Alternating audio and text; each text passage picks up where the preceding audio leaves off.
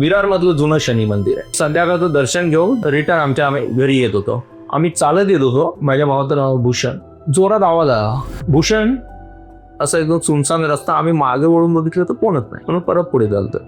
परत आवाज आला, भूषण. थोड्या वेळ थांबले आणि नीट मागे वळून बघितलं तर बापरे, मीरा रोडला फ्लॅटला रिन्युएट करत होतो. रात्र व्हायची मला यायला. तर चिंचेची 2 झाडं होती. मी बाईक चालवतोय आणि चिंचेच्या झाडाकडे आलं ना, बाईसारख्या पोझिशन मध्ये कोणतरी बसायचं आणि राईट साईडच्या खांद्यावरती असा हात ठेवायचं आणि मागची सीट अशी ना दाबलेल्यासारखं, म्हणजे वजन पडलंय ना असं व्हायचं बाईकला तिथेच.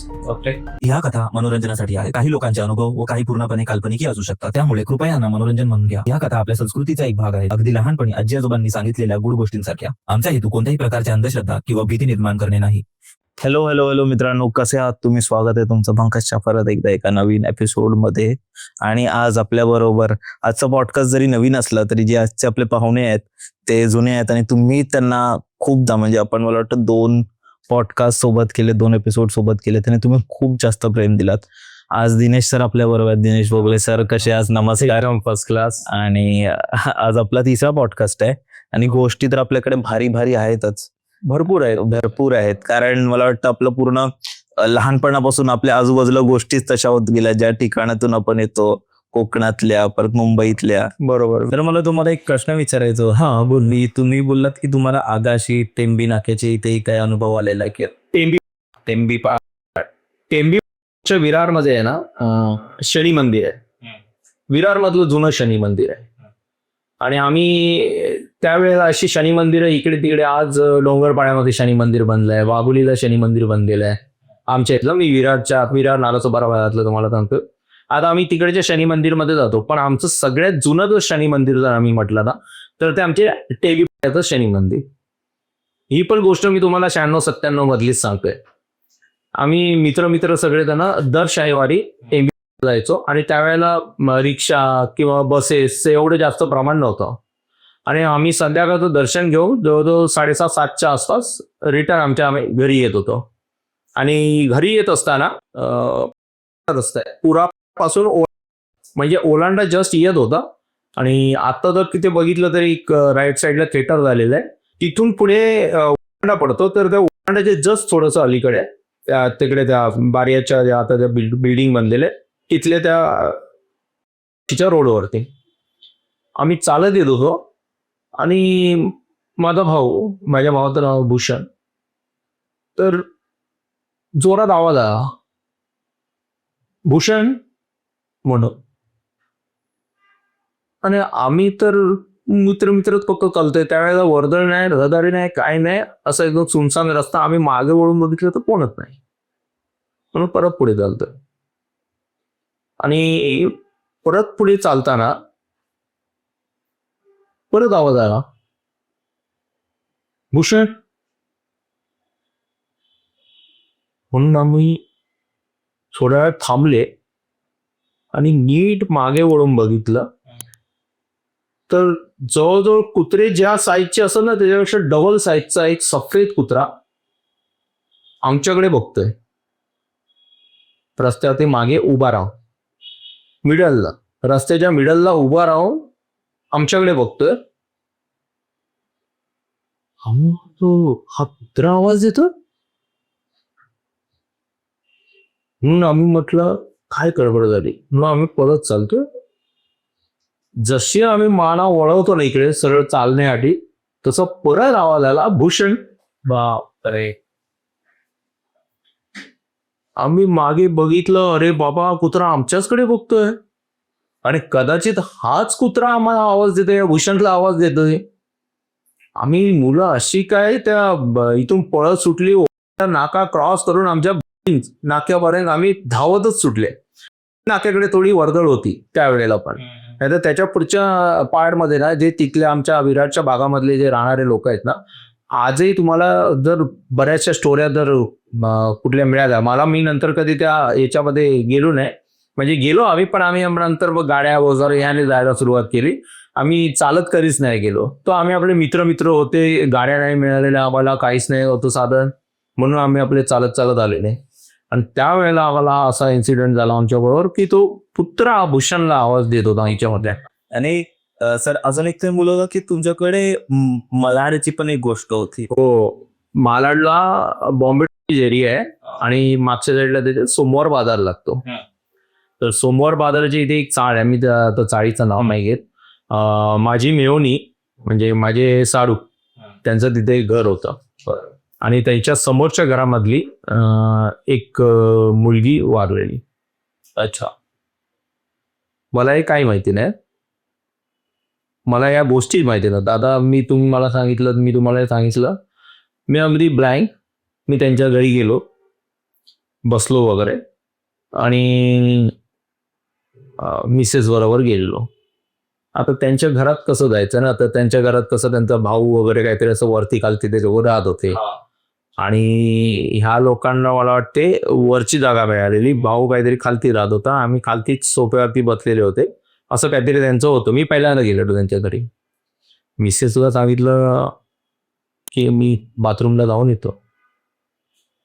तर ते मिसेसची बहीण म्हणजे माझी मेवणी पण बोलली की हा इथेच टॉयलेट आहे, आता ते जाऊ शकता. त्यांच्या घरात नाही गेलो, बाहेर गेलो आणि मला माहिती आहे मी आपलं तर सर्व बाथरूम मध्ये गेलो, लगी लावून झालं. लग्नी जाऊन निघत असताना असं मला वाटलं की मी जिथे आता लगी करून निघालो तिथे कोणतरी बाई उभी आहे, म्हणून मी परत एकदा असं मागे वळून बघितलं तर कोणी नाही. आणि जसं मी पाठ फिरवायला जातो ना, तसं परत कोणतरी लाल कपड्यामध्ये दिसतंय तुम्हाला? हा, असं मला फास्ट सारखं होतं, असं जाणीव होतं. अरे लाल कपड्यामध्ये कोणतरी उभी आहे बाई, मुलगी टाईप. तर मी तिथून आपला आलो गुपचूप मध्ये आणि इकडे आलो. मिसेसला माझं नुकतं त्यावेळेला 2009चं लग्न झालेलं होतं आणि मी मिसेसला सांगितलं मी बाथरूमला तिकडे जाऊन आलो ना, तिथे काहीतरी गडबड आहे ते. मिसेस बोलली नाही मला काय माहिती नाही. म्हणून मी म्हटलं असेल काय, तर हे ते लोक काहीतरी चहा वगैरे बनवत होते काहीतरी, तो पण वेळ मिळाला. म्हटलं काहीतरी गडबड आहे यार. तिथे लाल ड्रेसमध्ये ती साडीमध्ये अशी कोणतरी मुलगी आहे, तिकडे बाई आहे आणि मला ती दिसली. तर मी मग मिसेसला सांगितल्याप्रमाणे मिसेसने विचारलं, अगं तिची बहीण तृप्तीताई, आम्ही तिला तृप्तीताई म्हणतो मेवणीला, अगं तृप्ती तिकडे हे म्हणतात की ह्यांना काहीतरी तिकडे दिसलं त्या बाथरूम मध्ये. तर ही माझी मेवणी बोलली, अरे रेशीट मी तुम्हाला सांगायला विसरले, तुम्ही 1, 2, 3, 4 नंबरच्या त्या बाथरूमच्या खोलीमध्ये जाऊ नका म्हणून. म्हटलं मला तीच जागा ओपन मिळाली, बाकीचे दरवाजे बंद होते, म्हणून मी 4 नंबरमध्ये गेलो.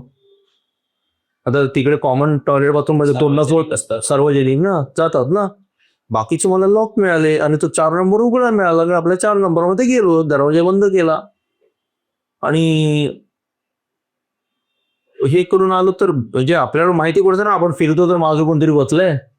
आता जसं मगाशी म्हटल्याप्रमाणे असं जर आपल्या साईडला जर एका अँगल मध्ये जर कोण उभा आहे तर आपली सरळ नजर साठ आपला आपल्याला की बाबा कोणतरी आहे म्हणून, त्याप्रमाणे. आणि मला लिटरली असं मला वाटते कोणतरी लाल कपड्यामध्ये कोणतरी आहे, लाल कपड्यामध्ये कोणतरी बाई आहे म्हणून, मुलगी आहे, असं म्हणजे क्लिअर पिक्चर नाही दिसला. आणि त्यांना मी सांगितलं की बघा मला त्या 4 नंबरच्या रूम मध्ये ना एक लाल कपड्यातली बाई किंवा मुलगी काहीतरी आहे आणि मला ती अशी उभी आहे अशी दिसली तिथे. आणि म्हणून मी थोडासा असं पटकन आलो तिथं. तर ते बोलले बरोबर ज्या दिवशी तिने स्वतःला जाळून घेतलं ना, ती लाल कपड्यांमध्येच होती. असं म्हणजे ती घरात काहीतरी भांडण झालं, त्याच्यावरती ती रागाने गेली केरोसिन घेऊन आणि 4 नंबरच्या खोलीमध्ये गेली, त्या स्वतःवरती केरोसिन टाकलं आणि स्वतःला जाळून घेतलं त्याच रूममध्ये. आणि त्या रूममध्ये कोणच जाऊन बसत नाही. आणि मला उघडा दिसला तो रूम, म्हणून मी आपलं गेलो. बाथरूमला मला जायचं होतं. बाथरूमला जाऊन मी आलो तर माझ्याबरोबर हा प्रकार झाला. त्या चाळीमधला आतमधला हा टॉयलेट, 4 नंबर रूम. बापरे. म्हणजे एवढे बरेचसे गोष्टी आहेत ना अशा, ज्या माझ्या लाईफमध्ये झाल्या. आपण जसं मी तुम्हाला मागच्या वेळेला सांगितलेलं की ह्याला नरड्याची जी भेकरे कोंड होती, तिथं तर आम्ही एंड घेऊन गेलेले सगळेजण मागच्या याच्यामध्ये सांगितलेले. तर त्या भेकरे कोंडीमध्ये त्या 3 बायका आम्हाला कपडे धुताना दिसल्या.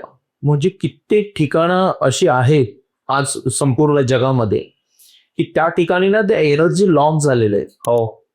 तर त्याच ठिकाणी ट्रॅप पडलेले आहेत. हा, ट्रॅप झालेले आहेत तिथेच. आणि आपण बोलतो ना की हे जे टॉयलेट किंवा जिकडे आपण वॉशरूम वगैरे असतं तिथे काही ना काही निगेटिव्हच चाका असते. निगेटिव्ह. आणि खूप लोकांना तिथे अनुभव आहे. आता माहिती नाही का घरातली घाणेरडी जागा आहे तिकडे, मे बी क्या बोलतो आजारपण हे असेल, पण लोकांना असं बऱ्याच अशा नकारात्मक शक्ती तिथे जाणवल्या आहेत. बरं. आणि तसंच तुम्ही एक मीरा रोडचीही म्हणणार होतात. मीरा रोडची तर मी ज्या वेळेला अगदी जवळ आपल्या. अगदी आपलं शांतीनगरला मी ना कलरचं काम घेतलेलं होतं. ही 2006-07ची गोष्ट आहे. आमच्या नालासोपाराला एक व्यक्ती राहत होते आमच्या ओळखींमधले. त्यांनी नगरमध्ये फ्लॅट घेतली आणि त्यांचं पूर्ण इंटिरियर करायचं होतं. ते नालासोपाराला राहत होते. त्याच वेळेला मी मीरा रोडला त्यांच्या फ्लॅटला रिन्युएट करत होतो. आणि आम्हाला ना नेहमी रात्र व्हायची मला यायला, तिथून यायला निघून. आम्ही डे नाईट काम करत होतो कारण की त्यांना नौकरी राहायला जायचं होतं शांतीनगरला. तर मी काय करायचो माहिती, त्यावेळेला ना आमचा नालासोपाराचा ब्रिज बनलेला होता, विरारचा ब्रिज बनला नव्हता. विरारला ते नारंगी फाटकवरून एवढ्या लांबून आम्हाला ते वळून वगैरे यावं लागायचं. म्हणून मी काय करायचो, नालासोपाराच्या ब्रिजवरून यायचो. आणि आजही आमच्या विरारच्या भागातले लोक जे राहणारे आहेत किंवा रात्रीचे येणार आहेत त्यांना हा अनुभव येत असेल की विरारच्या बोळीतून पुढच्या मार्केटच्या दिशेने येताना सगळे कुत्रे मागे लागतात फार रात्रीच्या वेळेला. आणि मी यायचो 2-2:30च्या वेळेला घरी बाईकवर, आणि ते कुत्रे मागे लागायचे ना. म्हणून मी हा जो आमच्या ओम सप्तामधला फ्लॅट तो सांगतोय ना, मी तिथेच यायचो, मी तिथेच राहायचो. तर मी तिकडून न येता मी आमच्या तो पाटील आळीच्या पुढचा म्हणजे ह्याचा रस्ता खडी नाक्याचा, तर जो आतमधून जो खडी नाक्याला टच होतो ना रस्ता, त्या रस्त्याने मी आतमधल्या रस्त्याने यायचो. बरेच दिवस आलो त्या रस्त्याने. नालासोपाराला माझं समेळ पाण्यामध्ये काम चालू होतं, त्यावेळेला मी त्याच रस्त्याने यायचो. पण ह्याला ज्या वेळेला माझं हे मीरा रोडवरून येणं होत होतं ना, हे नंतर त्याच्यानंतर तो रस्ताच सोडून दिला. म्हटलं कुत्रे चावलेले परवडले, पण हे नको, कारण की माझ्यावर असं 2 वेळा झालं जवळजवळ. मी त्या रस्त्याने येत होतो, आतमधल्या रस्त्याने. आतमध्ये आमच्या भिषा शेड म्हणतात आमच्याकडे, गॅरेज वगैरे त्यांचं आहे. त्यांच्या घरापासून थोडंसं असं पुढे आल्यावरती ना लेफ्ट साईडला एक त्याच्या अलीकडे मला अगदी चांगला स्पॉट माहिती. आजही मी झाडाकडे गेलो ना, तो मी बघतो ते पहिल्या झाडाकडे चिंचेचं मोठं झाड आहे. तिथे पहिल्या तर 2 झाडं होती, आता मला तिथे 1 झाड दिसते सध्या. तर चिंचेची 2 झाडं होती. आणि मी तिथून रात्रीचा आलो ना की ते चिंचेच्या झाडाकडे आलो की त्या बाईकवरती 2 माणसं बसलेली कळतात ना, माणूस कोण बसला तर मागे. बरोबर. मी बाईक चालवतोय, फॅशन माझी ती रेड कलरची. आणि चिंचेच्या झाडाकडे आलं ना की ती बाईक हेवी व्हायची, जड व्हायची, आपोआप जड व्हायची. आणि असं वाटायचं शोल्डरवरती बोलले हात ठेवलाय. बापरे. मग असं कोणतरी आपले डबल सीट बसलंय. डबल सीट बसलंय, पण ते डबल सीट 2 साईडला पाय टाकून नाही, 1 साईड बसलंय. जसे बायका बसतात ना त्या पद्धतीने.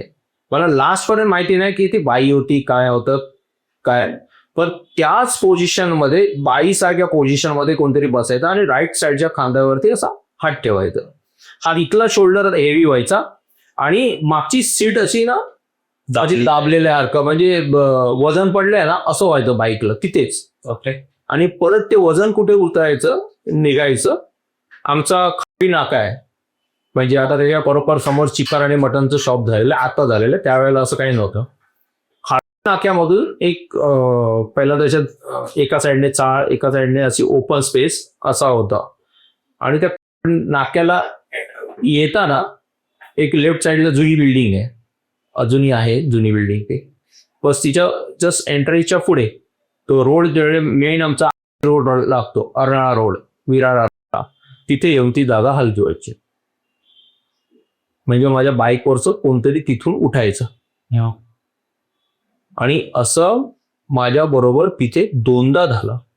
ह्याच मीरा रोडवरून शांतीवरून मी ज्यावेळेला काम करून रात्रीचं ज्यावेळेला जायचो त्यावेळेला माझ्यासोबत असं चिंचेच्या झाडाखाली आली बाईक की बाईक हेवी. परत खारवरती मी गेलो की बाईक हलकी. आणि ती जी चिंचेची झाडं आजही आहेत ती एक नाहीये, पण एक अजूनही झाड आहे तिथे, त्याच्यातलं एक झाड. आणि मला तर पहिल्यांदा रात्रीची भीतीच वाटायची तिथे, की एवढं घनदाट होतं आणि चिंचेचं झाड, पावसाचं वातावरण असायचं, त्याच्यातून यायचो. म्हणजे ही स्टोरी आहे, ही माझ्यावर झाली. म्हणजे मला वाटतं की तुम्हाला असं वाटायचं की तो जो पट्टा होता त्यावर कोण ना कोण तुमच्या मागे बसायचं आणि खाली नका आला की ते उठायचं. तुम्ही कधी असं मागे वगैरे वळून नाही बघितलं? कारण एवढी डेअरिंग नाही झाली ना. एवढ्यात माहिती पण होता त्यावेळेच होती. मला तेवढं तर माहिती होतं की बाबा आपल्यासोबत कोणतरी बसते, आणि अनुभव पण आला होता त्या. हा. आणि तरी सुद्धा मी डेअरिंग केली परत दुसऱ्याच वेळेला तिथून येण्याची. आणि दुसऱ्या वेळेलाही माझ्याबरोबर तसंच झालं. ते तिसऱ्या वेळेला परत गेलो नाही, कारण की माहिती होतं ना 1, 2, 3 तिसरी वेळच्या नंतर काहीतरी होते गडबड. म्हणून मी परत डेअरिंग केली नाही. मी आजही त्या रस्त्याने येत नाही, जात नाही. मी आज जातो तो पाटीला आपल्या मागच्या साईडचा, म्हणजे विरार गार्डन म्हणलंय, आणि ते विरार गार्डनचा तो मागचा रस्ता आहे, त्या रस्त्याने तरी एक तर जातो मी, नाहीतर मग आपला बोळी नाका रस्ता पकडला की येतो. आणि आता तर नालासोपाराला जाणं इझी झालंय, अगदी लोकांना माहिती आहे. म्हाडा रोड झालाय, तुम्ही जर आला तर आता पहिला म्हाडा रोड कनेक्टिव्हिटी झाली, अगदी फटाफट गाड्या जातात तिथं. त्याच्यामुळे आम्ही आता त्या म्हाडा रोडवर जातो इथं. असं एक माझ्या शेवटचा प्रश्न होता, तर म्हणजे असं बोलतात ना की अंगात येणं किंवा हे देव येणं असं, तर ते काय असतं, ते नक्की असतं? नाही, नक्की तर 100% असते, कारण की मी ह्या गोष्टी बघितल्या. मी तुम्हाला मागच्या एका एपिसोडमध्ये सांगितलेलं हे अंगात येणं वगैरे देव येण्याचं, त्याला मी तुम्हाला डिटेलमध्ये करतो. आमच्या इकडे भगवतीला भेटण्यासाठी भगवतीचा भाऊ जे देव यायचे, म्हणजे 3 वर्षातून एकदा देव येतात. तर ते 80 वर्षाचे म्हातारे माणसा ज्यांच्या अंगात देव येतात ना, जी पडेदेवाची मी तुम्हाला गोष्ट सांगितलेली, पडेदेव सांगतो मला एक जोडपं पाहिजे, आणि त्याच्यामध्ये मग नंतर ते देव जे येतात ते त्यानंतर आम्ही तुला पुढच्या वेळेला जोडकं देऊ, कारण की आता आमच्या बरोबर बायका आलेल्या नाही आहेत. त्यावेळेला सुरुवातीला त्या बायका यायच्या, आणि मग नंतर त्यावेळेला मग त्या बायकांना पुढे काढून जो दांडेकर जो होता, म्हणजे जो दांडा घेऊन जो असायचा, त्या दांडेकराने सगळ्यांना पुढे काढला आणि स्वतः मागे राहिला. आणि मग नंतर ते पडेदेवाच्या इथे जो माणूस परीक्षा घेण्यासाठी, हा देव असतो का बुराकी, 2 बुराकी एक दुसऱ्याची मस्करी करत, हा बोलला मी झोपतो तिथे दांडेकराच्या समोर, आणि तो दांडेकराला विचार मी झोपलोय की मी येलो त्या. आणि दांडेकर ज्यावेळेला त्याला क्रॉस करून जातो त्यावेळेला सांगतो अरे आता मी येलो नाही. आणि ज्यावेळेला तो मेला आहे असं ज्यावेळेला तो सांगतो त्यावेळेला हा म्हणतो ए उठ रे, देव फसलो. मागच्या ह्याच्यामध्ये सांगितलं, आठवत असेल का? आणि देव सांगतो माझी का मस्करी करता मेला असतो. आणि जो तो मरतो ना तो पॉवरफुल तिथे पडेदेवाच्या इथे शक्तिस्थान होते, कारण की तो देवाच्या ओलांडण्याने मेलेला आहे. बरोबर असा. तर ती देवाची शक्ती पण त्याला लाभली, आणि ती शक्ती लागली, शक्ती एक दुसऱ्याला देता येते असं. तुम्ही तुमची एनर्जी देऊ शकता एक दुसऱ्याला. म्हणजे तुम्ही जर स्टीलच्या ग्लासातून प्रयोग करून बघा, प्रयोग म्हणून मी जेवढ्या गोष्टी तुम्हाला सांगेन ना, मगाशी मी तो तुम्हाला पायाच्या अंगठ्याचा सांगितला. एखाद्या व्यक्तीला तुमच्या घरातल्याला ताप आलेला आहे, घरातल्याला ताप येऊन दे, तुमच्या आजूबाजूला कोणाला ताप येऊन दे, आणि ते ताप आलेल्या व्यक्तीकडून ना फक्त ग्लासमध्ये पाणी घ्या, त्या ताप आलेल्या व्यक्तीने तुम्हाला ग्लासचं पाणी दे होते, त्याचा आधार तुमच्यावरती डायव्हर्ट होते. पियाला पाणी प्यायला दे होते. फक्त पाण्यामधून शक्ती ट्रान्सफर होते. लोक तर म्हणतात की पहिला त्याच्या पायाला असं विड्यामधून कोणतरी काहीतरी खायला द्यायचं, चारणं ओळायचं त्याला, म्हणजे ते चारायचं. अंधश्रद्धा आहे या सगळ्या गोष्टी. पण अंधश्रद्धेमध्ये सुद्धा एक गोष्ट आहे, तुम्ही जे काही दुसऱ्याला देता ना ते तुमच्याकडून जाते. मग तुम्ही वाईट द्या, चांगलं द्या. आपण पण जे आज जिवंत म्हणून आहोत ना, हाडामासाची माणसं, त्याच्यामध्ये पण एक एनर्जी आहे. हे सायन्सने पण प्रूफ केलेलं आहे की असं नाही की हाडामासाची माणसं विदाऊट एनर्जीची फिरत आहेत. आपल्याकडे पण एक सूक्ष्म एनर्जी आहे आणि त्या एनर्जी डायव्हर्ट होत असतं इकडे तिकडे. आपण पण एक व्हायब्रेशन, एका तरंगावरती जे शरीर चालत असते. पूर्ण संपूर्ण सृष्टी ही तरंगावरती चालते, व्हायब्रेशन्सवरती चालते. आणि हे तुमचे तरंग जे आहेत ना, लहरी आहेत ना, तुम्ही तुमच्या शरीरातून दुसऱ्या माणसाच्या शरीरात देऊ शकता. यावरती पण आपण कधीतरी एक वेगळा एपिसोड करू, की आपला हॉरर एपिसोड आहे. त्याच्यामध्ये हे असे जर विषय जर आपण घेतले तर ते अतिशय जास्त लॉंग होत जातात. मग त्याच्यासाठी एक स्पेशल एपिसोड पाहिजे आपल्याला. तर हे जे देवांचा जो आपण जो म्हणत होतो की देव असतात नसतात किंवा अंगात येणं हे खरं असते काय असते, हे तुम्हाला आमच्या कळसुलीमध्ये ना एक बाबा होता, आणि कोकणातला कणकवली तालुक्यामध्ये, कुडाळ तालुक्याच लागतो. कणकवली तालुका लागतो, मी कन्फ्युज आहे कणकवली तालुका आणि कुडाळ तालुका. असं त्या याच्यामध्ये गावामध्ये पंचाक्षरी बाबा होता. पंचाक्षरी बाबा. आणि त्याच्या अंगात यायचा, असा बसला ध्यान करून, त्याने बॉडी अशी शेक वगैरे नाही करत, पण तो पटापट सांगू शकत होता की बाबा इथे ही गोष्ट ही झाली. आता एखाद्या आमच्या एक ओळखीमधले माझी एक चुलत आत्या, आम्ही चांगलं लहानपणी तिच्याकडे खाल्लं पिल्लं, गावाला वाढलो. तिचे मिस्टर ना दारू घ्यायचे. अंगात येतं की नाही ह्याच्यावरचं मी तुम्हाला सांगतो, आणि हे खरं असते की नाही ते. तर त्या पंचाक्षरी बाबाने त्यांना सांगितलेलं, ही फक्त भस्माची पुडी आहे, ती त्या व्यक्तीला चहामधून द्या, पाण्यामधून द्या, कशामधून, ज्याच्यातून पितील त्याच्यामधून द्या. ज्याच्यातून पितील ना त्याच्यामधून द्या. ते तर चहा पित नव्हते, काय दारू घेऊन इकडे तिकडे पडायचे. मिलिटरीमध्ये होते ते काका, मिलिटरीमध्ये होते, आणि ते इकडे तिकडे पडायचे दारू घेऊन. ह्या आत्याने फक्त सांगितलं की त्याला येण्यासारखं फक्त का, आणि त्यांच्या अंगात यायचं, त्यांच्या अंगामध्ये यायचं. त्याच्यानंतर त्यांना ते शक्ती मिळायची. लोकांनी तर फक्त अंगात येऊन लोकांना सांगितलेलं बघितलं, कधी विभूती देऊन त्यांच्याकडून ती कामं केली हे नाही बघितलेलं आहे. मी ते बघितलेलं आहे, माझ्या समोरची गोष्ट आहे ती. म्हणून नंतर ते पंचाक्षरी बाबा त्यांना बोलायचे. कळसुलीचे असे जटा होत्या वरती बांधलेल्या, एकदम 8-10 माणूस येतो, तगडा हट्टा. तर त्या आत्याला त्यांनी ती विभूती दिली. त्यांनी त्या विभूतीला दारूमध्ये मिक्स केली. अच्छा, ते दारू पितात ना, दारूमध्ये केली, दारूमध्ये मिक्स केली. तर ती जशी दारूचा ग्लास संपला ना, तसा तो माणूस बेचैन झाला, थांबागून झाला. आणि मग नंतर तो म्हणतोय, तिकडे मुंबईमध्ये परेलला राहायचे ते लोक, ते म्हणतायत की मला गावाला जायचंय, मला पैसे द्या, 100 रुपये द्या, मला गावाला जायचंय, माझ्या बायकोकडे मला जायचंय. असं करून ते त्याच्या आईच्या घरात राहायचे मुंबईला परेलला. दुसऱ्या दिवशी 1000 माणूस एसटी पकडून गावामध्ये. त्याच्यानंतर ते तिथे राहिले. त्याच्यानंतर त्यांनी दारू सोडली. एवढा जास्त दारू पिणारा माणसाने दारू सोडली. आता हे व्यसनमुक्ती केंद्र एवढी उघडलेली आहे, चालेल लाखो रुपयांची बर्बादी करतात. मी तो म्हणतो अशा बाबांकडे जायला पाहिजे खरं तर, कारण की हे माझ्या डोळ्याच्या समोरची गोष्ट आहे. त्याच्यानंतर त्यांनी सिक्युरिटीची जॉब केली, मिलिटरीमध्ये होते आधी. त्याच्यानंतर त्यांनी तिथे गावामध्ये कुठे कुठे सिक्युरिटीची जॉब केली, कुडाळ, कणकवली वगैरे अशा ठिकाणी. म्हणजे तो पण मी काळ बघितलेला आहे. आणि त्या पंचाक्षरी बाबाचा ना एक आम्ही काळ आम्ही माझ्या घरामध्ये आजमावलाय गोष्ट. 92ला जे माझे बाबा डिसेंबरला जे वारले ना, ते असेच नाही वारले. त्याच्या मागे एक कारण आहे. आमचं घर बनताना ना, घरात म्हणतात ना, पाया जर कोणी कधी खणला असेल ना, तर खणलेल्या पायाला कधी कोणी सोडून जाऊ नये, तिथे सिक्युरिटी करावी. गावात माणसं कोण ना कोण काही ना काही नेऊन त्या पायामध्ये पुरते. कशाला? कारण की ह्यांचं काहीतरी हे होऊन जाऊ दे, ते होऊन जाऊ दे. तो आमचं जे गावचं घर आहे त्याच्या म्हणजे पश्चिमेच्या लेफ्ट साईडला, म्हणजे जवळजवळ मला वाटते नैऋत्यच कोण, आग्नेयाच्या अपोजिट, बरोबर, नैऋत्य कोणाला खालती आमची पहिल्यांदा चूल होती आणि त्याच्या पॅच साईडला. तर आमच्याबरोबर असं का होते, असं का होतं, एवढी अधोगती का होत गेली पुढे, एवढं सगळं काय होतं वडिलांचा.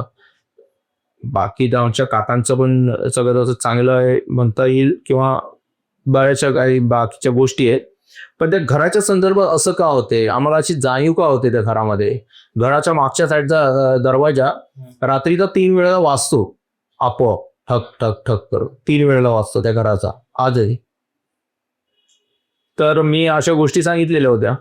त्याच्यामुळे बाबा आमचे ते बाजूच्या आजी बरोबर हल्लीच वारल्या, आत्ताच मला वाटते 4-5 महिने झालेत फक्त आजी त्या वारल्या. 100 वर्ष पूर्ण गेले आजीने. तर त्यांच्याबरोबर त्या बाबाकडे गेले, आजी त्या बाबाकडे घेऊन गेले आमच्या बाबांना. आणि तो बाबा जो पंचाक्षरी बाबा आहे तो आजी बरोबर आला आमच्या घरी. जस्ट फक्त असा आला ना, आणि त्याने असं त्या कोपऱ्याकडे नजर मारली. तर ते बोलले, तुमच्या पायाच्या खाली असं खणत जावा, जिथे पाया तुमचा दगडांचा संपेल ना, 5 ते 6 फुटावरती माणसाच्या अस्थी मडक्यामध्ये ठेवलेल्या आहेत. 5-6 फुटाच्या खाली. आणि त्याला खोदायचंय कोणी, माझ्या वडिलांनी, हार्ट पेशंट, त्यांना हार्टचा 2 वेळा अटॅक येऊन गेलेले, आणि त्यांना ते खोदायचं आहे. आणि खोदून झालं तर खोदलं, त्याच्यानंतर ते कोल्हे मडकं तर मिळालं, पण त्या मडक्याच्या खाली ना त्या माणसाचं मुंडकं ठेवलेलं होतं. म्हणजे जे डोक्याचा जो भाग आहे ना तो ठेवलेला होता. त्याच्या खाली त्याला मडक्यापर्यंत पोचले, खालती ते सगळं उकरून काढणार तोपर्यंत बाबांच्या छातीमध्ये दुखायला लागला. संध्याकाळ झालेली होती. त्यांनी ते बाकीचं सगळं मडकं वगैरे तिकडे दूर रानामध्ये, तिकडे जंगलाच्या इकडे बघच्या आजीच्या घराच्या त्या पुढच्या साईडला असा वाळी वगैरे तिकडे नेऊन टाकलं. आणि परत पुढचं खालचं खोदायला बाबांना ताकद झाली नाही. आणि बाबांनी बंद केलं, सगळं झालं. आणि बाबा आणि त्या बाजूच्या आजी तिकडे निघून गेल्या, तिकडून निघून गेल्या. आणि बाबांना त्या बाबाने, जो पंचाक्षरी बाबा आहे, त्यांनी तारीख दिली 31 डिसेंबरला तुम्ही जाणार, तुम्ही जाणार. तुम्ही पूर्ण काय खोदलं. बाबा बोलले, मला झेपलंच नाही खोदायला, मी खोदणार कसा नाही. तर ते बोलले, आता काही नाही करू शकत, आता आपण एक प्रयोग म्हणून आपण तुमच्या घरामधला जो कोण कोंबडा वगैरे असेल ना, तर आपण कापून एक बळी देऊन त्याला खुश करण्याचा प्रयत्न करू. पण तरीच मी तुम्हाला सांगतो, 31 डिसेंबर 1992 ही तुमची लास्ट डेट आहे. तुम्हाला जे काही आवरून घ्यायचं आहे ना, तुम्हाला तुमचे जे काही व्यवहार करायचे आहेत ना, तेवढे सगळे करून घ्या. आणि बाबाने म्हटलं, मग असं असेल आलं जर विषय, माझे बाबा काय या सगळ्या गोष्टीवरती बिलीव्ह करणारे नव्हते, म्हणजे कधी त्यांनी मानलंच नाही. पण ते मटकं मिळालं ना अस्थीचा, 5-6 फूट खाली मटकं सापडते, माणसाच्या अस्थी सापडत आहे. ह्या माणसाला दिसल्या कशा, ह्या माणसाला तिथे अस्थी दिसल्या कशा, दिसण्यात तर काय हेच नाही. कारण की त्यावेळेला ना त्याची ओळख ना पाळख काय नाही. 1964 घर, 1964 साली बांधलेलं घर, त्यावेळेचं हे खाली काय कोणी ते पुरलेलं ते यांना सापडलं. आणि हा बाबा पण त्यावेळेला तिथे असेल, लहान असेल, काय असेल, देव झाले. आणि ही गोष्ट घडते 92 मध्ये. बाबा गेले मुंबईला, 15 दिवसामध्ये बाबांचं ब्रेन हॅमरेज झालं. बाबा जागेवरती होते. त्याच्यानंतर आमच्या काकांनी, आमच्या आत्याने वगैरे बाबांना तिकडे नायरमध्ये ऍडमिट वगैरे केलं, सगळं काय झालं. आम्ही 31 डिसेंबरच्या जस्ट थोडेसे 2-3 दिवस आधी आले. आणि 31 डिसेंबरला सकाळी सकाळी बाबा आमचे वाळले. ज्याप्रमाणे डेट दिलेली त्याचप्रमाणे वाळले. म्हणजे ह्या 2 गोष्टी, हे जे वारं अंगात येते, हे जे सांगतात, हे जे काय ते तार, मला अंधश्रद्धा नाही पसरवायचे, पण ज्यावेळेला तुमच्या नजरेच्या समोर काही गोष्टी घडतात ना, त्यावेळेला तुम्हाला ना ह्याच्यावरती ना विश्वास ठेवायला भागच पडतात या अशा प्रकारच्या गोष्टी. आता मी हा प्रयोग म्हणून जर तुम्हाला सांगितलं ना, पायाच्या अंगठ्याचा, ज्यावेळेला तुम्ही कळाल ना, आणि ज्यावेळी पायाचे अंगठे डोळे बंद करून ज्यावेळेला आठवा ना तुमचे स्वतःचे पायाचे अंगठे, त्यावेळेला मला फक्त तुम्ही तुमची जसे आहेत ना अंगठे तसे जे जसे दिसतात की वेगळ्या रूपामध्ये दिसतात ते फक्त सांगा. मग त्याला तुम्ही काय मानाल? तुम्ही 10 वेळेला अंगठ्यांना बघताय आणि परत डोळे बंद करून परत त्या अंगठ्यांना आठवायला प्रयत्न करताय, तुम्हाला ते अंगठे दिसत नाही पायाचे. तुम्हाला अंगठ्यांच्या जागेवरती लाईट दिसतात.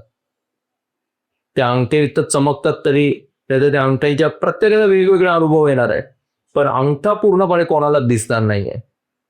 हे मी तुम्हाला अगदी याच्या प्रमाणाबद्दल सांगतो की दिसणारच नाही कोणाला आणि दिसतच नाही. मी भरपूर जणांना हा प्रयोग दिला आणि त्या लोकांना मग नंतर ज्यावेळेला जास्त त्या मेडिटेशनमध्ये जातात, इतक्या मेडिटेशनमध्ये जातात की आजूबाजूला माणसं दिसायला लागतात, जी हजर आत्ता प्रेझेंट भौतिक जगामध्ये नाही आहे.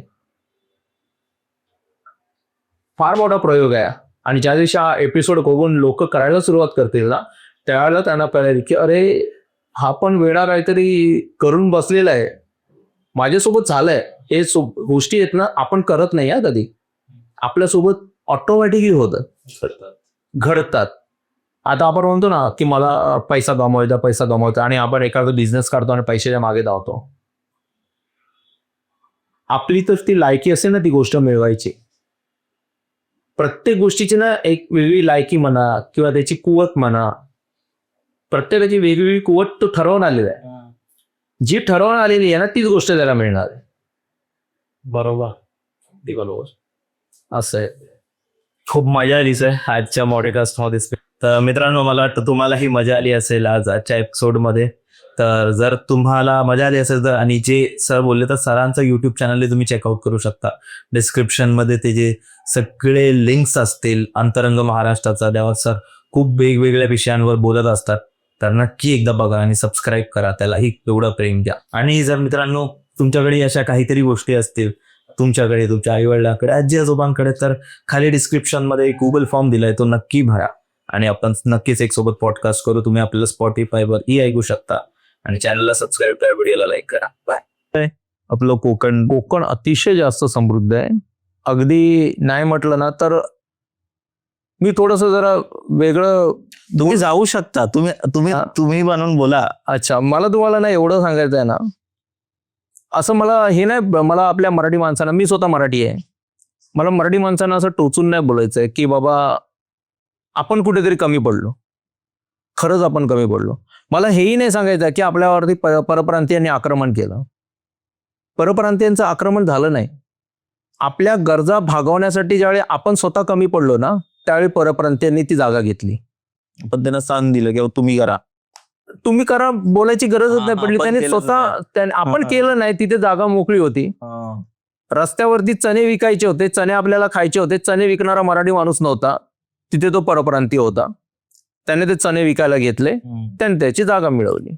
बरोबर. आज रिक्षा ड्रायव्हर बघा, कुठल्या स्टेशनच्या बाहेर या तुम्ही, किती मुलं किंवा किती माणसं मराठी टक्का आहे जो तिथे तुम्हाला दिसेल. किंवा रिक्षा ड्रायव्हर, कुठलाही धंदा घ्या ना, फळ विक्रेते घ्या, भाजी विक्रेते घ्या, सगळ्या धंद्यांपासून आपल्या इकडे बाहेरचा टक्का जास्त प्रमाणामध्ये आहे.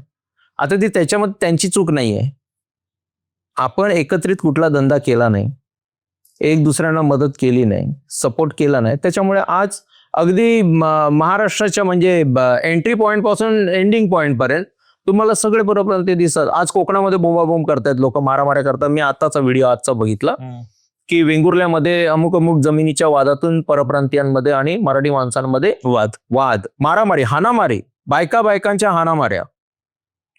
इथपर्यंत यायला तुम्ही अगदी निस्तेज आणि कुठल्याही कामाचे बिनकामाचे होऊन बसलातच का? तुम्हाला केलं पाहिजे होतं. आज मला मी विषय का घेतला माहितीये का? मला हा विषय घेण्याची गरज नव्हती, कारण की आपला हा पॉडकास्ट त्याच्यासाठी नाहीये. पण मी ज्या वेळेला तुमच्यासारखी मंडळी, ज्या वेळेला ह्या अशा काहीतरी, हा एक माध्यम आहे कमाईचं, बाहेरच्या राज्यांमधली लोक हे सगळं करतायत, अशा प्रकारचे पॉडकास्ट चालवत आहे, हिंदी पॉडकास्ट चालतायत, पण त्याच्यावरती अशा प्रकारच्या खालच्या पातळीवरची कमेंट त्या पॉडकास्टवरती पडत नाही, कारण की त्यांना माहिती आहे हे एक मनोरंजनाचं साधन आहे. कोणाला तरी कोणाची कला दाखवायची आहे आणि ते लोक ना अगदी व्यवस्थित पद्धतीने बघतात, त्यांना सपोर्ट करतात. पण आपल्या इथली मराठी माणसं आजही बघा, तुम्हाला खालती कमेंटवरती 2 शिव्या देताना किंवा तुमच्याकडे आलेल्या जे गेस्ट असतात त्यांच्याबद्दल काहीतरी वरती त्यांच्यावरती कमेंट टाकताना तुम्हाला सर्रास दिसतील. याच्यामध्ये 2-4 तरी नक्कीच सापडतील तुमच्या कमेंट सेक्शन मध्ये. अशा प्रकारे मग आता तुम्ही जर मेहनत करताय, आता बाबा रिकी दादाचा पॉडकास्ट आहे भंकस, ओके, तुम्ही सबस्क्राईब नका करू ना, अडचण होते, तुमचे पैसे जातात सबस्क्राईब करायला, समजा तुमच्या खिशातले, मला वाटत नाही जातात म्हणून. पण असं लोकांना वाटतं की अरे मी या रिकी दादाला जर सपोर्ट केला किंवा या बंकस पॉडकास्टला जर मी सपोर्ट केला तर बाबा तो पुढे जाईल. आपल्यामध्ये ना, आपल्या बाजूच्या, अरे स्वतःच्या घरामध्ये जर मुलगा मतिमंद जर झालेला आहे आणि बाजूच्या घरामध्ये गरिबीमध्ये मुलगा शिकण्याची उमेद जर ठेवतो ना, अरे 4 पैसे द्या ना, त्याला सपोर्ट करा ना, त्याला पुढे आणा ना. आपला मुलगा मतिमंद झाला याचा अर्थ असा नाही ना शिकणाऱ्या मुलग्याचं तुम्ही पाय थांबवाल, 2 रुपये दिल्याने काही बिघडत नाही. ही वृत्ती आपल्यामध्ये कधी डेव्हलप होणार? आपण एक दुसऱ्याला मदत कधी करणार? मीच पुढे जायला पाहिजे का? नाही ना. माझ्यामध्ये जर ती कुवत नाहीये ना, आता समजा मी आज बोलतोय, सगळं काय करतोय, पण एडिटिंग वगैरे हे सगळं करून मला माझा पॉडकास्ट वगैरे वाढवण्याची नाहीये माझ्यामध्ये तेवढी ताकद, किंवा माझ्याकडे तेवढा सपोर्ट नाहीये लोकांचा, तर मी रिकी दादाला सपोर्ट करेन. मी रिकी दादाच्या बंकस पॉडकास्टला सपोर्ट करेन. मला 4 गोष्टी बोलता येतात, तर मी त्या बोलायला कुठे जाईन? भंकस वरती जाईन आणि इनडायरेक्टली मी रिकी दादाला सपोर्ट करेन, कारण की माझ्यातलाच एक माणूस पुढे चाललाय. बरोबर आहे सर तुमचं. आणि तेच आहे ना की बघा, आपण जो एकाला सपोर्ट करतो त्याचा इनडायरेक्टली सपोर्ट आपल्यालाही मिळतो. आणि भले त्या माणसाने करो नाही करो, देव बघतो. आणि आपले जेव्हा एक इंटेंट बोलतात ना, नियत आपली चांगली असते, तर ते सगळं चांगलंच होतं. आणि ते मला वाटतं कुठे ना कुठे कमी नाही, पण आहे थोडं आपण त्यात मागे पडलोय. आणि मला ते वाटतं की चला आपण तर म्हणजे हे तर आपल्या नॉर्मल लोकांचं झालं, आपण काहीच नाही आहोत. पण जर तुम्ही बघाल, आजकाल एक ट्रेंड चाललाय आणि त्याच्यात जे मराठी कलाकार आहेत ज्यांनी अनेक वर्ष दिलेत सिनेसृष्टीला, त्यांना त्यांच्यावरही असे कमेंट कर. म्हणजे मी एक रील बघितली होती आणि त्याच्यावर मला वाटतं सचिन पिळगावकरांची रील होती, ती किती वर्ष राहिलेत इंडस्ट्रीमध्ये आणि त्यांनी काहीतरी बोललं. आता त्याच्यावर एवढी लोक तुटून त्यांना ट्रोल करायला लागली, हे ट्रोल करायला लागली, ते ट्रोल करायला लागलं. अरे काय, म्हणजे ठीक आहे चल. आणि मग त्यांचं सेम बघितलं मी, एक पॉडकास्ट होतं ते त्यांनी इंग्लिशमध्ये केलेलं आणि त्याच्यावर एवढे सुंदर त्यांच्याबद्दल बोलत होते की अरे काय तुम्ही बोलला, तसं तसं. तर एक फरक दिसला की आपण नेहमी खेचायच्या मागे असतो आणि ते लोक चांगलं बोलतात तसं. बरोबर. आता इतके वर्षानुवर्षांना आपल्याला एक उपाधी दिली जाते, माहितीये तुम्हाला कुठली उपाधी? खेकड्यांची ना. बरोबर, अगदी बघा, म्हणजे हा. डिटेलमध्ये सांगण्याची पण गरज नाही. बरोबर. प्रत्येक मराठी माणसाच्या मनामध्ये माहितीये की बाबा आम्हाला खेकड्यांची उपाधी दिली जाते. मग ही खेकड्यांची उपाधी इतक्या अनादी कालांपासून, अगदी शिवाजी महाराजांच्याही अगोदरपासून आहे. छत्रपती शिवाजी महाराजांना सुद्धा आपल्या इथल्या लोकांनी सपोर्ट केला नाही. मी मागच्या वेळेला तुम्ही पण बघितलं असाल कदाचित, संभाजी राजांवरती चित्रपट आलेला आता, आपले उत्तेकरांनी बनवलेला, बघितलं तुम्ही? तर मी तो पाहिला आणि माझ्या मनामध्ये प्रश्न आला. शेवटला लोक आजूबाजूला रडारड करत होती, बायका रडत होत्या, बरंचसं काही चालू होतं. मला रडायला नाही आला.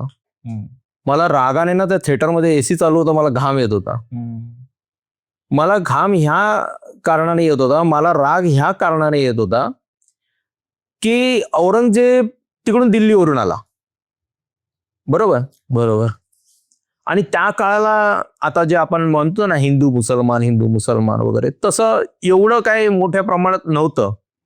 ते नुकते आलेले होते त्या काळात, म्हणजे जवळजवळ त्यांनी 1200 वर्ष राज्य केलं म्हणतात आपल्यावरती, पण तरी सुद्धा तो त्यांचा ना स्टार्टिंगचा पिरियड होता. इतक्या स्वरूपामध्ये मी हिंदू मुसलमान ह्या गोष्टीवरती जात नाही, मी फक्त एका गोष्टीला तुम्हाला दर्शवतोय. बद्दल बोलताय तुम्ही? मी संभाजीराजांच्या फक्त मृत्यूबद्दल बोलतोय, छत्रपती संभाजीराजांच्या मृत्यूबद्दल. जर संपूर्ण महाराष्ट्राचा, त्यावेळच्या मराठी प्रांतांचा आणि हिंदू प्रांताचा जर आपल्या छत्रपती संभाजीराजांना सपोर्ट असता, तर औरंगजेब आपल्या राजांना कैद करू शकला असता का? त्या ह्याच्यामध्ये मी वाचलेलं आहे. तर त्यांना ते रस्त्यावरून त्यांची धिंड काढलेली, त्यांचे केस विद्रूप त्यांना केलेलं, वस्त्राने त्यांची स्किन काढलेली, अशा परिस्थितीत त्यांना रस्त्यावरून जे घासत नेत होते, हत्तीवरून त्यांची धिंड काढलेली होती नग्न परिस्थितीमध्ये, आणि अशा प्रकारचा पूर्ण छळ आपल्याच लोकांच्या समोर होता. आणि आपली लोक तिथे बघायला उभी होती दोन्ही बाजूच्या रस्त्याने, ज्यावेळेला ती धिंड जात होती. जो व्यक्ती आपल्या लोकांसाठी इतक्या पद्धतीचा छळवाद सहन करत मृत्यूच्या दारात जाऊन उभा राहिला आणि शेवटी मृत्यूला त्यांनी कवटाळलं, ज्या व्यक्तीने, तो आपला राजा होता आणि आपल्यासाठी त्यांनी आपलं आयुष्य पणाला लावलं. काही गरज नव्हती, अगदी मस्तपैकी धर्म स्वीकारला असता, मुसलमान झाले असते, सगळा अखंड महाराष्ट्र आणि अखंड हिंदुस्थान त्यांनी त्याच वेळेला मुसलमानांच्या स्वाधीन करून टाकला नाही असता, आज सगळेच जण टोप्या घालून आपला धर्म सोडून तिथेच बसले असते. त्यावेळेलाही किती जणांनी धर्म बदलला आणि मुसलमान झाले, पण तसं त्यावेळेलाही झालं असतं, पण त्या संभाजीराजांनी तसं केलं नाही आणि मुठभर तसे मावळे मागे सोडले. त्याच्यानंतर जो पुढचा जो इतिहास झाला तो झाला. आणि पण मला हे सांगायचं आहे की त्याही वेळेला ना छत्रपती शिवाजी महाराजांना सपोर्ट मिळाला आपल्या लोकांचा आणि संभाजी महाराजांना सपोर्ट मिळाला. अगदी शिवाजी महाराजांसोबत तर कित्येक मावळे तरी होते त्यावेळेला, मावळ्यांनी आपल्या जीवाची बाजी लावली. पण तसं संभाजीराजांच्या वेळेला कोणी नव्हतं. संभाजीराजे फ्रंट वरती जाऊन लढाया त्यांनी लढल्या, त्यांनी स्वतः लढाया लढल्या, म्हणजे त्यांच्याकडे एवढा सपोर्ट नव्हता असं. म्हणून मला म्हणायचं आहे की आपण तर सामान्य मराठी माणसं, आपल्याला तर हे खेकडे तर त्रास देणारच आहेत, तुम्हालाही त्रास देणार, मलाही त्रास देणार. आणि तेच की महाराजांना म्हणजे संभाजी महाराजांना त्यांना हे आपल्याच लोकांनी तिकडे नेऊन ठेवलं, त्यांच्याबद्दल ते सांगितलं गेलं आणि ते सर्व गोष्टी शत्रूंना त्यांच्याबद्दल ती काय बोलतात टिप दिली गेली किंवा काय. पण मला ते वाटतं की हळूहळू जो आत्ताची युवा पिढी आहे ती हळूहळू कुठे ना कुठे बदलते. मला असं वाटतं की बदलायला पाहिजे जर नाही बदलते. कारण माझं कसं आहे ना की बघा, मला असं वाटतं की जेही कमेंट्स मध्ये बोलतात किंवा जेही बोलतात त्यांचं स्वतःचं आयुष्यात खूप काही नाही चाललंय. म्हणजे एकतर ते लहान मुलं आहेत किंवा जे आयुष्यात काही करू नाही शकलेत ते लोक आहेत. कारण मला असं वाटतं की जर मला कोणाची गोष्ट पटता येतात, आता मी रिअल लाईफ मध्ये सांगतो की मला समजा मला तुमचं बोलणं पटलं किंवा मला तुमचं बोलणं नाही पटलं, तर पटलं तर मी हात भेटवेन, जर नाही पटलं तर मी लांब राहीन. पण मी तुम्हाला येऊन का सांगू, कारण माझ्याकडे माझ्या आयुष्यातही भरपूर काही चाललंय. तर मला असं पुढे निघून गेलं पाहिजे. जर तुम्हाला आवडतंय तर चांगली गोष्ट आहे, जर नाही आवडत तर तुमच्याकडे बरेच ऑप्शन आहेत आणि आम्ही तुम्हाला पकडून नाही ठेवलंय. तर मला वाटतं चांगलं बोललं पाहिजे, ह्याच्यासाठी नाही की आम्हाला वाईट वाटेल जर तुम्ही वाईट, कारण मग तुमचा दिवसही खराब जाईल जर तुम्ही वाईट बोललात. तर पॉझिटिव्ह राहिलं पाहिजे. खूप मजा आलीच आहे आजच्या मॉडकास्ट मध्ये. तर मित्रांनो, मला वाटतं तुम्हालाही मजा आली असेल आज आजच्या एपिसोडमध्ये. तर जर तुम्हाला मजा आली असेल तर, आणि जे सर बोलले तर सरांचं यूट्यूब चॅनल तुम्ही चेकआउट करू शकता. डिस्क्रिप्शनमध्ये ते जे सगळे लिंक्स असतील अंतरंग महाराष्ट्राचा, त्यावर सर खूप वेगवेगळ्या विषयांवर बोलत असतात. तर नक्की एकदा बघा आणि सबस्क्राईब करा, त्यालाही एवढं प्रेम द्या. आणि जर मित्रांनो तुमच्याकडे अशा काहीतरी गोष्टी असतील, तुमच्याकडे तुमच्या आईवडिलांकडे, आजी आजोबांकडे, तर खाली डिस्क्रिप्शनमध्ये एक गुगल फॉर्म दिलाय, तो नक्की भरा आणि आपण नक्कीच एक सोबत पॉडकास्ट करू. तुम्ही आपल्याला स्पॉटिफायवरही ऐकू शकता आणि चॅनलला सबस्क्राईब करा, व्हिडिओला लाईक करा. बाय. गेल्या रविवारी आपण आपल्या शोचा खेळ सावळ्यांचा first show live horror podcast केला आणि त्याला तुम्ही कायच रिस्पॉन्स दिला, काय धमाल आली. तुम्ही पहिलाच आपला शो हाऊसफुल केला आणि गोष्टी तर बाबा खतरनाक. आपल्या तर गोष्टी होत्याच, पण तुम्हीही तुमच्याकडून खूप खतरनाक गोष्टी आल्या आपल्या ऑडियन्सकडून. इव्हन क्राऊडवर्कमध्येही एक नंबर धमाल आली आहे आणि त्यात आम्हाला खूप लोकांचे असे मेसेजेस आले की पटकन दुसरा शोही ठेवा. तर मित्रांनो, लवकरच आपण दुसरा शोही आणतोय आणि जो पहिला एपिसोड होता ना तोही आपण लवकरात लवकर यूट्यूबवर टाकतोय, कारण तुम्हालाही समजेल की तुम्ही काय मिस केलं. कारण लाईव्हची मजा तर लाईव्हमध्येच होती, जे आले त्यांनाच माहिती होतं. काही कारणामुळे जर तुम्ही नाही येऊ शकलात तर टेन्शन नाही आहे यार, यूट्यूबवर एन्जॉय करा, कारण पूर्ण एपिसोड यूट्यूबवर येणार नाहीये, थोडं तर नक्कीच येईल. एन्जॉय करा आणि नेक्स्ट शोला या आणि पूर्ण मजा घ्या.